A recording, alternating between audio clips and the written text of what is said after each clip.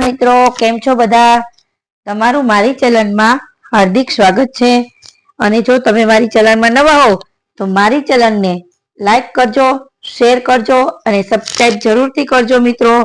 તો તમને મારી ચેનલમાં હંમેશા હું એવો પ્રયત્ન કરીશ કે તમારી સુધી સાચામાં સાચા ન્યૂઝ હું પહોંચાડવાનો પ્રયત્ન કરીશ. ઘણા લોકો એવા હોય છે કે જે યુટ્યુબમાં ફેક વિડીયો બનાવે છે અને ઘણી બધી ખોટી માહિતી આપે છે. હું એને કઈ કહેતી નથી, પણ મિત્રો હું મારો બનતો પ્રયત્ન એવો કરીશ કે તમારા સુધી સાચી જ માહિતી પહોંચાડો મિત્રો.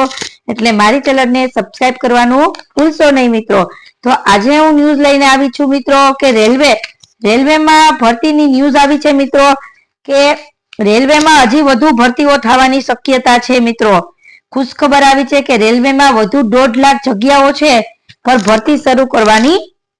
ભરતીની પ્રક્રિયા શરૂ થશે મિત્રો. હવે નવી વાર્ષિક ભરતી પ્રક્રિયા શરૂ. સહાયક લોક પાયલોટ પસંદગીની પ્રક્રિયાનો પ્રારંભ કરવામાં આવશે.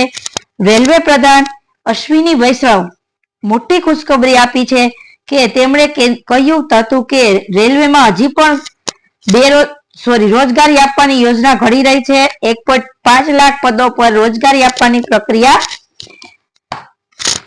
પૂરી થઈ ચૂકી છે.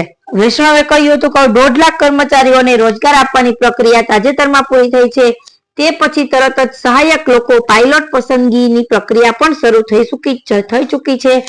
આ દિશામાં આ પ્રથમ ડગલું છે. રેલવે પ્રધાને વૈશ્વિક રોજગાર પ્રક્રિયા અને તેના હેતુ વિશે પણ જાણકારી આપી છે. રેલવે પ્રધાને કહ્યું છે કે ગ્રુપ ડી માં તકનીકી અને બિન તકનીકી કક્ષામાં રોજગારીની વધુ તકો મળશે અને બધું જ એક સાથે કરવાને બદલે અમારો હેતુ વધુ રોજગારી આપવાનો છે. એટલે વધુ રોજગારી મળે એવો રેલવેનો હેતુ છે મિત્રો. તે કડીમાં જ વાર્ષિક ભરતીની પ્રક્રિયા શરૂ કરી દીધી છે. પૂર્વ મધ્ય રેલવેમાં જનરલ મેનેજર અનિલ કુમાર ખંડેલવાલે પણ રેલવેમાં રોજગારની તકોની મુદ્દે જાણકારી આપી હતી. તમે જોઈ શકો છો મિત્રો 5696 સહાયકોની લોકોની પાયલટની ભરતીની પ્રક્રિયા શરૂ થશે.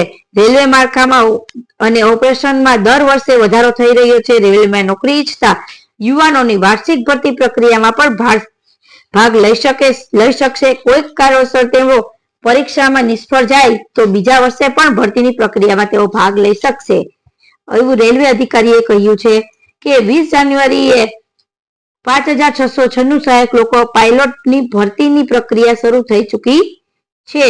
અત્યાર સુધીમાં 3.4 વર્ષે એકવાર ભરતીની પ્રક્રિયા હાથ ધરાતી હતી. તો મિત્રો જો તમને આ ભરતીમાં ફોર્મ ભરવું હોય તો તમે આ ભરતીમાં કરી શકો છો. એનો પણ બહાર પડશે મિત્રો. અટાણે ખાલી આ ન્યૂઝ જ આવી છે ખાલી કે ભરતીની પ્રક્રિયા શરૂ થશે. તો મિત્રો તમે જે લોકો એજ્યુકેટેડ છે તે પણ તેને રેલવેમાં પણ સારું ફ્યુચર બની શકે છે.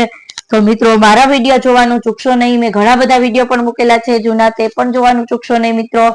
તો તમે મારી ચેનલને સબસ્ક્રાઇબ કરવાનું ભૂલશો નહીં. Thank you.